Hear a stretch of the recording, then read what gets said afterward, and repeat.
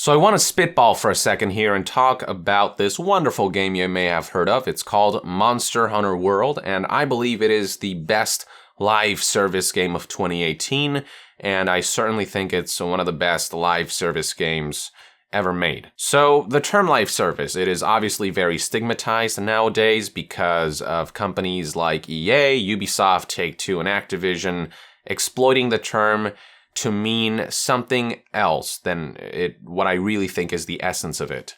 For me, live service is a game that constantly evolves, that constantly grows and gives you a reason to come back even years down the line. But companies, the greedy companies like EA, have used the term and abused it to mean a game that you can recurrently monetize over a long period of time through some of the worst means possible, paid loot boxes and egregious forms of microtransactions. And so when somebody hears that a game will be a live service, they immediately go, hell no, God, what's the catch? With Monster Hunter World, this isn't a game that is labeled as a live service. Capcom has never called it a live service, but it very much feels like one because it is a game that is constantly evolving and growing with, weekly event quests, new monsters, new gear, new weapons.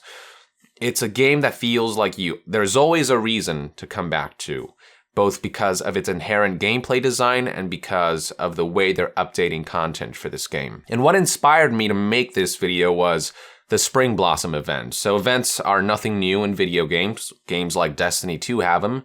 You had the Dawning event, which was that Christmas event, but whereas Destiny 2 took advantage of that to exploit people, to throttle the loot boxes so that people would have to pay for them, and basically relegated much of the event-specific content to loot boxes, Monster Hunter World took the most consumer-friendly approach possible. First of all, there is no loot box-based rewards, there's no paid loot boxes.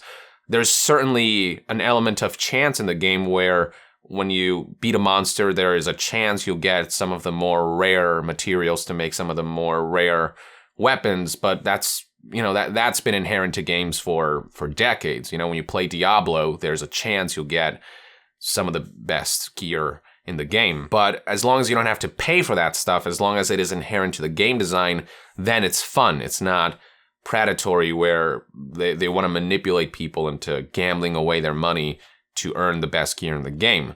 That's how Monster Hunter World is. You don't gamble for anything. You play the game, and every time you kill a monster, anytime you do anything, you get rewarded in some way. So it always feels like you're making progress. But anyway, back to the Spring event. Whereas Destiny 2 would throttle rewards, the Spring event sort of gives you more things throughout that whole period. So one of the things that it does is, instead of giving you one voucher per day, which is traditional in this game, you get 2 vouchers per day throughout the period of this event, which is a couple weeks. So vouchers in this game, you can have up to 5, and you can use them whenever you want. Whenever you go on a hunt, you can decide, I want to use a voucher for this hunt. And using a voucher will allow you to both double your money rewards and also give you a higher chance of getting rarer materials from specific monsters, like gems, which are pivotal to making some of the final stage gears and weapons. So you get 2 of those per day now. So there's all the incentive to come back and play this game throughout this whole event because you're getting twice the rewards for that particular aspect. The Spring event also brought back all of the previous events. So events are temporary. When they're gone, they're basically gone forever. Once that time period expires, you can't go back and get that gear. But the Spring Blossom event, in case people missed out on previous events, and I missed out on a couple things, they brought everything back so that people would have another chance to obtain things that they might have missed. And they also added things like the Ryu gear set. The armor set literally makes you look like Ryu, and it's pretty hilarious and awesome. Not very useful, but just kind of cool to have. And before, it was relegated to only those who had a save file for Street Fighter V, but then for the Spring Blossom, they made it available to everyone. And so you go in there, do a couple quests, and then you got it. And they brought that back for Spring Blossom. So suddenly I find myself with an influx of things to do, just so many different event quests that I can do now to obtain things that I might have missed.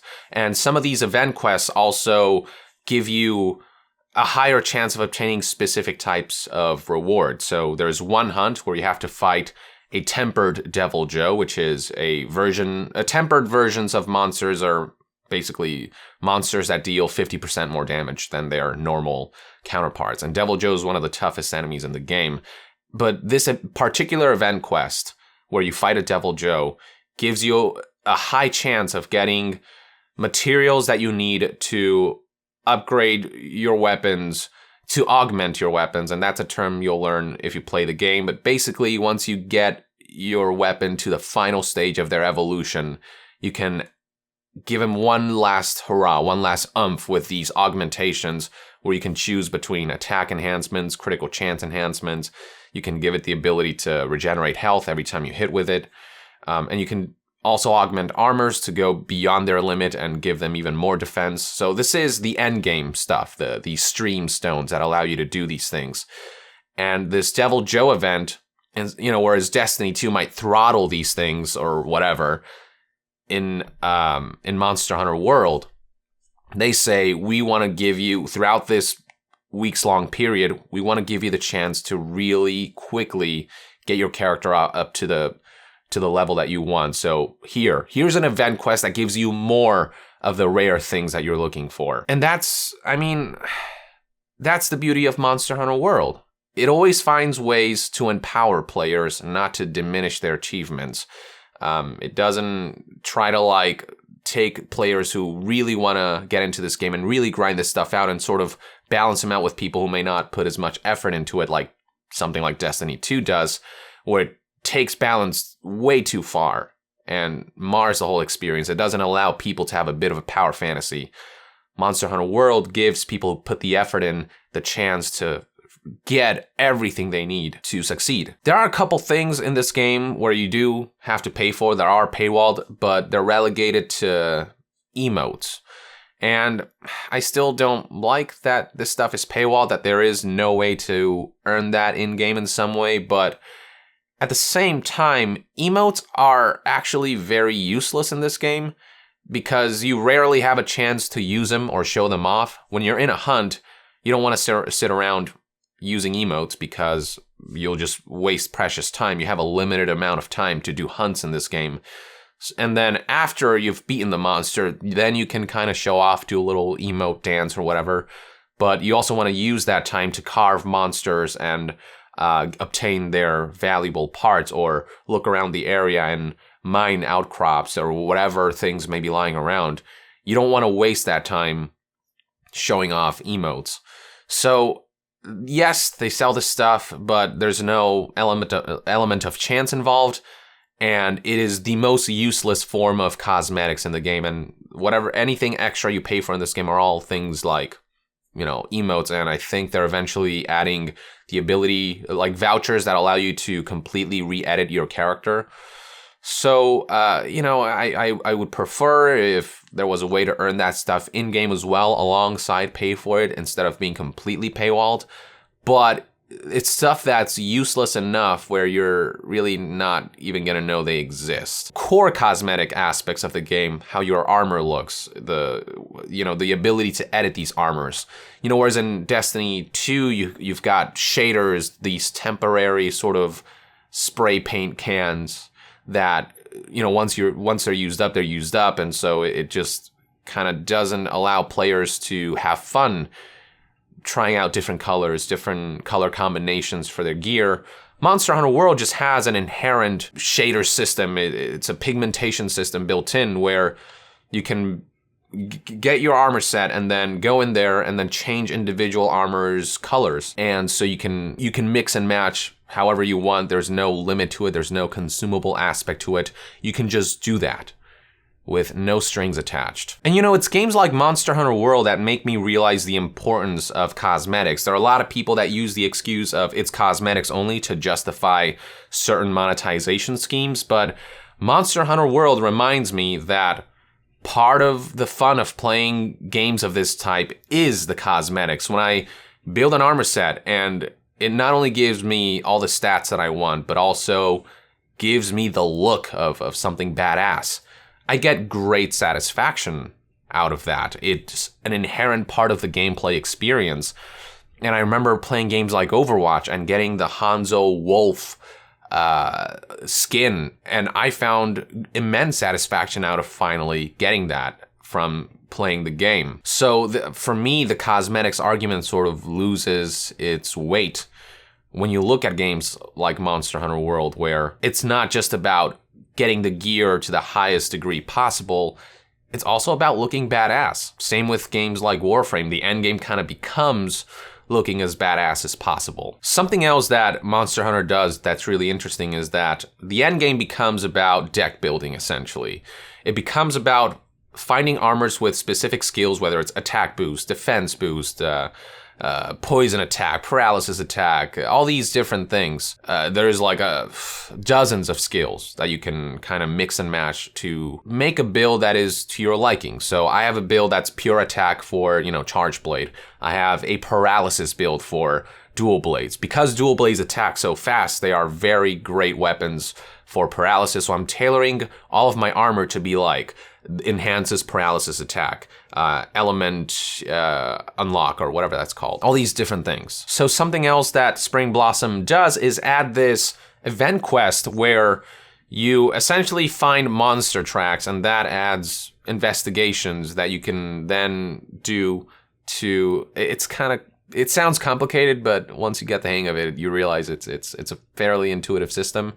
So these investigations are hunts that allow you a greater chance of earning the more rare materials. And if you get tempered investigations, that will allow you to obtain guaranteed these things called decorations. So remember how I said that the end game becomes about deck building essentially? Well, decorations are a part of that. So you got your armor that gives you different things, different armor from different monsters give you different skills, whether it's attack, boost, defense, paralysis, poison, better dodging, better critical, whatever. And then there's the decorations, which are like Final Fantasy VII, you could fit like materia in your weapons and stuff. It's like that. And different armor have different degrees to which you can add decorations to.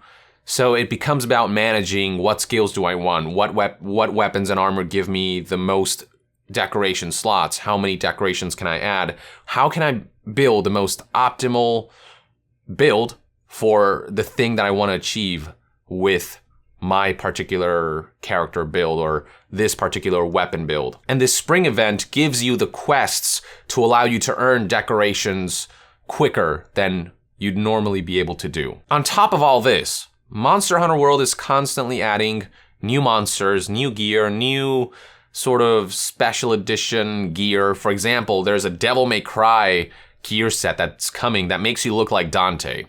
Whereas other companies might charge $5, $10, $15 for that shit. Monster Hunter World is gonna just roll that out for free. Absolutely free. All you have to do is do some event quests that are specific to that particular gear, and that's it. You get it. There's no strings attached. And then there's the free monsters. With every free monster, you have to keep in mind, every time a new monster gets added, each one of the game's 14 weapons essentially gets a new weapon there. So with the Deviljho edition, now we have a Deviljho Dual Blade, a Deviljho Greatsword, a Deviljho Charge Blade, a Deviljho something for all 14 of the weapons, and you get new gear, Deviljho chest, arm pieces, waist pieces, leg pieces. So every new monster gives you a reason to come back, a new monster to fight, new gear to obtain, and it's all, again, 100% free. You don't have to roll the dice and pay for that. You don't have to, there's no way to pay for this stuff that you say, take it, run wild with it, come back and play the game more, and it makes me more than happy to, because the monsters are really well designed and they just get better every time. They're tough as hell, but the goal of Monster Hunter is the gear. That's sort of the end game, just increasing the maximum potential of your builds, of your weapons, via gear. So I have my dual blades paralysis. I feel like I can still improve it, but I don't have the proper decorations for it. I don't have... I'm missing certain pieces of it. What I have to do is go out there, and throughout this Spring Blossom event, I can grind out more decorations at a faster pace. I can explore new weapons. And that's another thing about this game. Just when you think, well, I feel like I've seen everything I need to see. I've fought all the monsters. I have the optimal build for this weapon. You start getting into the mentality of, what does this weapon play like? And then it becomes a whole new game where now you're suddenly building your gear around this weapon, around the whatever. I'm now trying to get into the heavy bowgun with spread shots, which is basically shotgun. You're basically carrying around with you a giant shotgun is what the spread shot heavy bowgun build is. And so now I'm making a build around that, and the gameplay style changes. Whereas the dual blades, it's you're sort of dashing around and unleashing a flurry of blows, whereas with Charge Blade, you're sort of always mobile and charging up your weapon to unleash a powerful attack. With this weapon, with the heavy bowgun, you're just fucking to a monster's face. And that becomes sort of the whole point of the weapon, and it seems very simple, but it's a very enticing gameplay style because you see all these numbers, the damage numbers flying every time you shoot them in the face, and their weak points. And there's 14 of these weapons in this game. 14. So just when you think the game is getting kind of old, you try a new weapon and realize, or you think to yourself, what can I do with this weapon? What kind of builds can I make? What kind of combinations of armors and decorations can I play around with to bring out the most out of this weapon? And so the game just keeps feeling fresh. Every new addition sort of, it exponentially sort of enhances the amount of content that's in this game. It exponentially enhances the replay value. And I don't know, I could just go on and on about what a wonderful and addictive game this is. I already have like 130 hours into it, and I'm sure there are people out there who have put way more time into it. I've been trying to divide my time between Kingdom Hearts and Monster Hunter, and so far it's working out. But this is a game that I keep going back to, and that hasn't happened in such a long time. Games usually tend to peter out, but for the first time in a very long time, a game's got its hooks on me.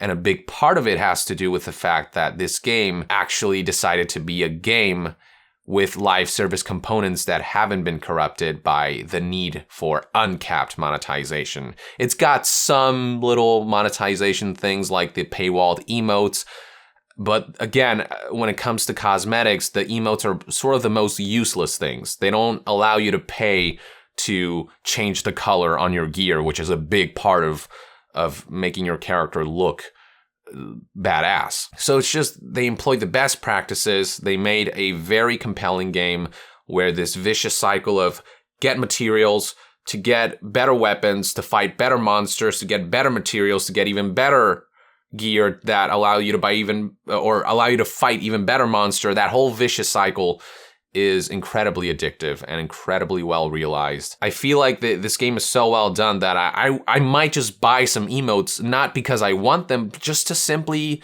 say, hey, you guys deserve this. You guys deserve more of my money. I want to support you guys. I want you guys to keep doing what you're doing, because in a landscape where video games are just kind of being tarnished left and right, where potentially great experiences are being marred by greed, enter Monster Hunter World, just showing the AAA developers and publishers how it's done, how you can balance monetization with a great game. And frankly, it feels like Capcom went a step further and shifted the balance more towards a great gameplay experience, with monetization being sort of fairly minor. Which is why I actually bought the deluxe edition of Monster Hunter World. I usually never buy, gold editions and deluxe editions, special editions. I never buy that stuff because I just don't find them to be worth the money. But with Monster Hunter World, once the previews and reviews started coming out, I said to myself, this game seems like it deserves my money.